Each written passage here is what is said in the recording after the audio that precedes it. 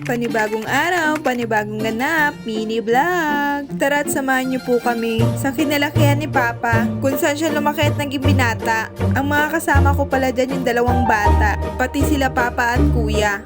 Puro kapunuan po pala yung pagdadaanan namin. Ang gandang pagmasdan. Malayo po pala to sa bahay namin. Ito pala yung dalawa kong kasamang batang maliliit na super cute. May dadaanan po pala tayo dito na tulay patungo kung saan dati nakatira si Papa.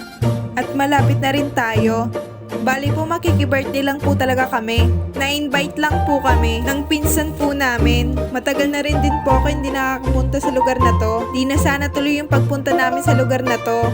Buti na lang pumunta sa bahay si Papa, kaya tumuloy na rin kami. May dala din po pala ng gift ang baby ko sa may birthday po. Bali bata po pala yung may birthday. Kaka 1 years old lang po. First time din ng anak ko pumunta dito sa lugar ng lolo niya. Pinagmamasdan nga po ng anak ko dyan yung mga tao. Naglilibot nga yung dalawang bata sa compound. Magkakalapit bahay lang din po yung mga kamag-anak namin. Salamat po sa nag-invite sa amin. Hanggang dito na lang po. Salamat sa panonood.